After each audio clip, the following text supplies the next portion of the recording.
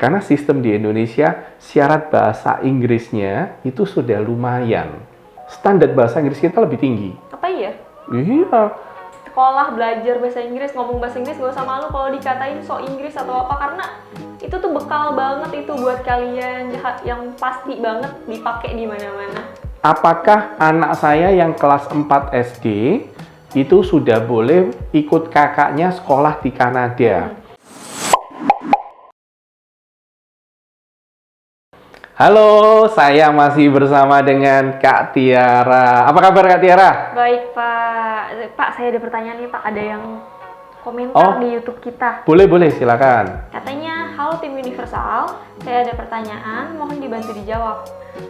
Jadi saat ini anak saya kelas 4 SD, sudah ingin sekolah ke Kanada karena dia pengen ikut kakaknya yang sekolah di Kanada.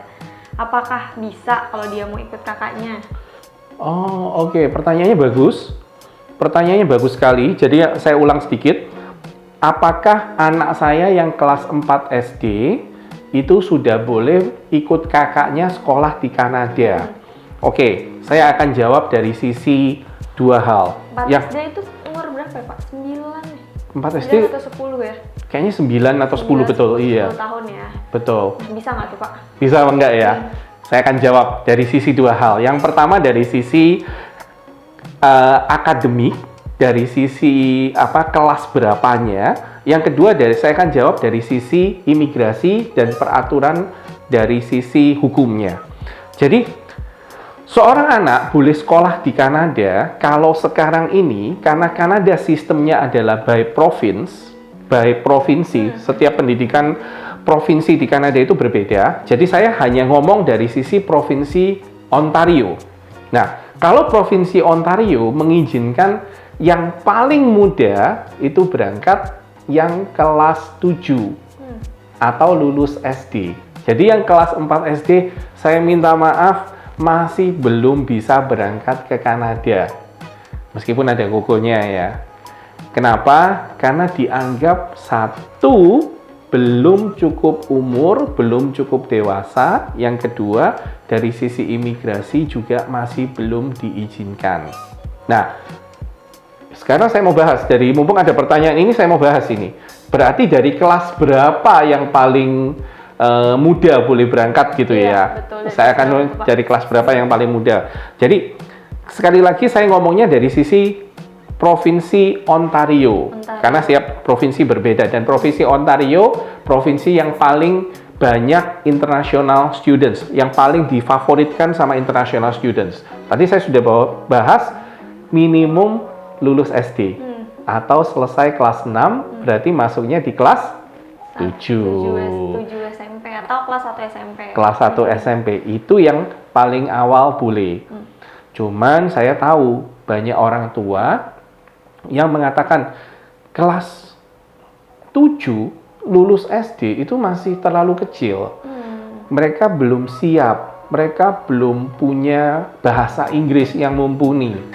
Apakah ini menjadi kendala? Nah, sekarang saya mau jawab dari dua sisi yang berbeda. Sisi yang pertama adalah kesiapan dari orang tua dan anak. Orang tua dan anak. Orang tua dan anak. Orang tua tuh harus siap bagaimana, Pak? Dan anaknya juga harus siap bagaimana? Orang tua harus siap bagaimana dan anaknya harus siap bagaimana. Ini good point ini. Orang tua harus siap dari sisi mental, anak harus siap dari sisi mental kalau mau sekolah ke luar negeri. Dalam hal ini kita ngomong tentang ke Kanada, ke Provinsi Ontario. Yang pertama, orang tua siap mental, anak siap mental. Saya mau jelasin, apa yang dimaksud orang tua siap mental, anak siap mental. Anak pada saat berangkat ke Kanada, kemudian anaknya telepon ke rumah, WhatsApp video call, terus bilang gini, "Mah, aku kangen sama mama." Kalau anak yang tidak siap akan ngomong, "Mah, aku kangen sama mama." Atau dia siap, tapi dia cuman homesick gitu loh. Cuman kangen sama mamanya sebentar. Tapi orang tua yang tidak siap akan menjawab seperti ini. "Hah? Kamu kangen sama mama? Mama juga kangen sama kamu." Terus dia bilang begini sama papanya, "Pak, Jemput anak kita pulang, aku kangen sama anakku. Nah, ini orang tua yang nggak siap. Orang lain nggak siap ya. Ngerti poinnya ya? Bang. Jadi, orang tua yang tidak siap, jangan berangkatkan anaknya. Ya, anaknya diberangkatkan, orang tuanya harus siap, anaknya juga harus siap dari sisi mental. Baru yang kedua, saya ngomong dari sisi keuangan. Keuangan. Ya, keuangan lebih gampang karena selama ada dana yang cukup, berangkat. Mental yang lebih berat. Mental yang tadi kayak dibilang ya Pak ya, pengen pulang. Kalau anaknya ngerengek-ngerengek pengen pulang. Nah, satu hari anaknya berangkat, kemudian orang tuanya mengantar. Ini saya ada satu contoh kasus yang bagus. Anaknya masih kelas 2 SMP, perempuan, dan ini berangkat itu dalam kondisi setelah dia itu rencananya mau sekolah di Australia, nggak jadi. Akhirnya anaknya berangkat ke Kanada. Nah, ini anak satu-satunya. Anak satu-satunya. Cewek lagi berangkat. Papa mamanya nganter. Waktu papa mamanya nganter, papa mamanya itu nganter karena papa mamanya sayang sama anaknya. Betul kan? Anaknya diantar berangkat ke sekolah. Hari pertama masuk ke sekolah, itu ada yang namanya Orientation Day. Anak ikut Orientation Day untuk students, parents ikut Orientation Day untuk parents. Bener kan? Kemudian setelah hari pertama, hari kedua, di hari ketiga atau hari keempat saya lupa, mereka bersama-sama, baik parents maupun students, sama-sama berangkat ke Niagara Falls, ke air terjun Niagara untuk jalan-jalan. Jadi busnya terpisah. Busnya orang tua ya isinya cuma orang tua, busnya students ya isinya cuma students. Nah, orang tuanya duduk di bus khusus untuk orang tua. Terus dia ngeliat di bus khusus students, anaknya lagi ada di sana. Mamanya bilang gini, "Pah, tunggu ya, aku mau ketemu sama anakku dulu. Aku mau ingetin dia supaya nggak lupa pakai lip gloss." Ya. Yang terjadi lucu. Mamanya turun, habis gitu sebentar ke sana, terus dia balik dengan muka yang masem gitu. Muka masem. Papanya tanya, "Loh, kenapa? Kok mukamu masem?" Jawabannya begini, "Papa tahu nggak? Itu anak kita. Mama itu datang ke sana cuma ngasih tahu, kamu jangan lupa pakai lip gloss ya. Dan di luar itu anginnya dingin. Jangan lupa pakai jaket sama sweater." Tahu jawabannya apa? Mama ke sana aja sama papa. Ya, Mama jangan ikut ke sini. Biar aku sama students yang lain kita biar have fun sama-sama. Tahu nggak jawabannya gitu? Padahal kita ini kan berangkat jauh-jauh buat nganterin dia. Nah, poin yang di sini adalah anaknya siap, orang tuanya nggak siap. Untung papanya jawabannya bagus. Papanya jawabannya gini, "Kamu kan mau nganter kan? Kamu nganter kan soalnya takut dia nggak siap kan? Kamu lihat dia sekarang enjoy sama temen-temennya. Kamu yang nggak siap, ya jangan marah dong." Mamanya dimarahin sama papanya gitu. Mamanya bilang gini, "Papa nggak bisa ngerti perasaan mama. Aku kan yang mengandung 9 bulan. Nah, kalau sudah digituin ya bisa apa-apa." Nah, itulah poinnya. Parents-nya siap, anaknya siap. Itu secara mental sangat penting. Ini tadi kan udah dijelaskan ya Pak, persiapan dari segi mental orang tua dan mental anak. Betul. Dan juga keuangan, betul, lain-lainnya. imigrasi, persyaratan-persyaratan, kehukum dan sebagainya. Nah, apalagi sih Pak yang diperlukan si anak nih untuk nyampe di sekolah di sana tuh harus bisa apa lagi gitu? Oke, anggaplah. Harus siap apa lagi? Berarti anggaplah semua yang persyaratan pertama tadi dari sisi anak, orang tua, kemudian imigrasi, visa dan sebagainya, sudah keuangan semua sudah terpenuhi.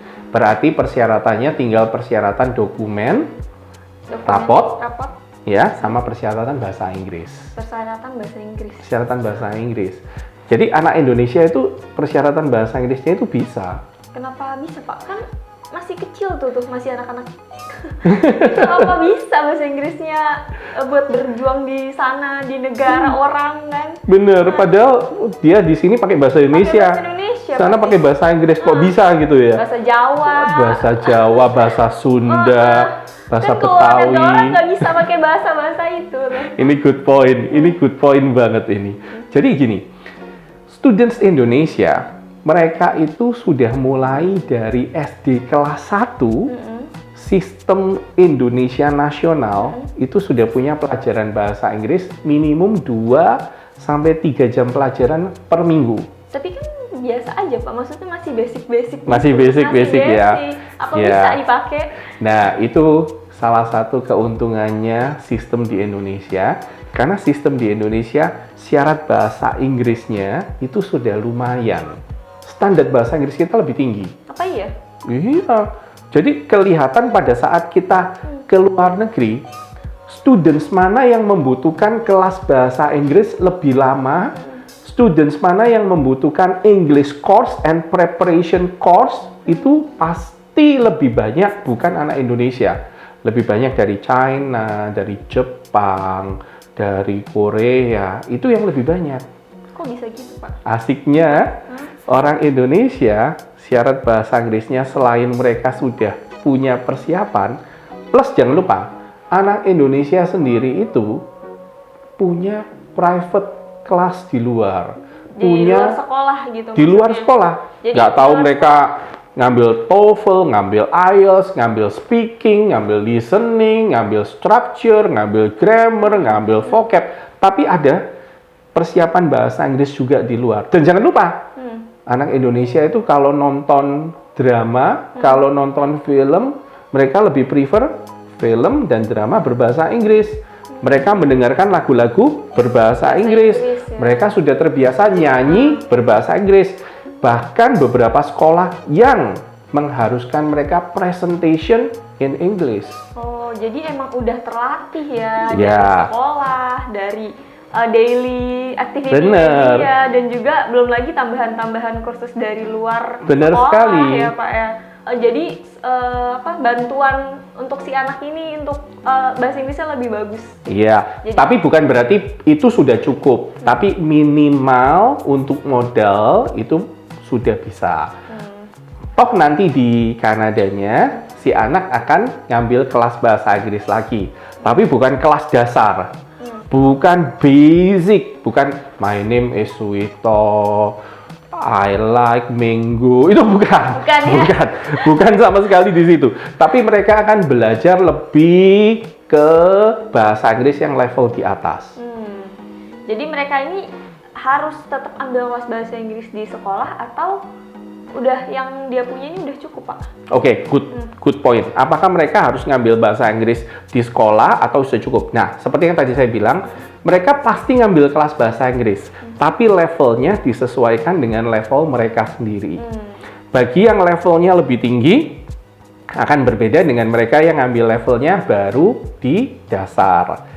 Misal orang Jakarta lah, kalau orang Jakarta, orang Bandung, orang Surabaya, orang Medan, orang mana lagi, kota-kota besar lah, pasti secara umum bahasa Inggrisnya lebih siap karena mereka cenderung lebih punya banyak jam terbang di bahasa Inggrisnya. Dan jangan lupa satu hal, ada satu hal yang penting itu begini, bahasa Inggris itu tidak melulu bicara tentang structure, tenses, vocab, nggak melulu tentang itu, tapi ada yang lebih menarik lagi adalah communication English. Communication skill. Jadi si anak mungkin bahasa Inggrisnya kurang bagus, tapi dia bisa mengerti. Waktu orang ngomong Inggris dia ngerti. Minimum 50, 60, 70, bahkan 90% dia mengerti. Biasa orang Indonesia telinganya kuat, tapi speakingnya mungkin kurang fasih, kurang terbiasa. Apalagi kalau sudah diajak debat yang cepat ya. Biasanya mikirnya terus dikeluarkan dalam bahasa Inggris takes time. Jadinya kaku ya Pak ya, ada yang ngebleng-ngebleng gitu. Betul. Ya poin-poin kayak gitu aja yang perlu dipersiapkan. Gitu. Ya ini lumayan bagus banget ya Pak ya bahasa Inggris ya. Jadi bahasa Inggris itu emang perlu banget dipakai di sana. Dan Ya. anak Indonesia punya itu bekal yang di atas rata-rata negara-negara lainnya. Betul. Pak. Jadi parents sama students, you have to be proud of your English in Indonesia. Pak Jokowi dan timnya termasuk sangat berhasil untuk meningkatkan standar bahasa Inggris di Indonesia. Lumayan buat persaingan dibanding negara lain. Betul sekali, bisa buat bekal bangsa banget itu bahasa Inggris karena Iya. bahasa internasional dipakai di mana-mana. Additional course tetap diperlukan, tapi kalau sudah additional, lebih ambillah ke communication selain ke vocab, tenses, structure, dan sebagainya. Ke presentation, ke speaking. Listening biasanya orang Indonesia kuat. Tadi kan saya bilang, Iya. listening biasanya kuat. Oke? Jadi pesan buat adik-adik yang lagi sekolah belajar bahasa Inggris, ngomong bahasa Inggris gak usah malu kalau dikatain so Inggris atau apa, karena itu tuh bekal banget itu buat kalian yang pasti banget dipakai di mana-mana. Betul. Sama aksennya. Aksen Aksennya orang Indonesia biasanya kalau yang lucu aksennya bahasa Inggris Jawa, Inggris Sunda. Javanglis ya, Pak, Javanglis. Jadi kita akan berubah pelan-pelan aksennya menjadi seperti orang lokal, seperti itu pelan-pelan. Tapi ada juga yang bangga dengan aksen dia yang lebih ke Inggris Surabaya gitu ya, Inggris Jakarta. It's okay. Just be proud of yourself as long as you can communicate in English. Don't worry about it. Oke, jadi tadi kita seru banget nih udah ngebahas mulai umur berapa sih bisa sekolah ke Kanada, yaitu umur 13 tahun ya Pak. Lulus ya. SD kelas Lulus 6. SD kelas atau lulus SD kelas 6. Iya. Persiapan seperti persiapan mental orang tua dan juga mental studentnya. Betul. Persiapan keuangan. Mental kakeknya, mental neneknya, jangan lupa itu. Mental keluarga besar pokoknya. Iya. Dan juga persiapan keuangan dan dokumen-dokumen serta bahasa Inggris nih. Udah seru Betul. banget tadi nih. Kalau gitu saya balikin ke Bapak. Jadi jangan lupa untuk tulis di kolom komen kalau ada pertanyaan yang mau kita bahas dan kita akan bahas tuntas. Salam dari Swito Universal.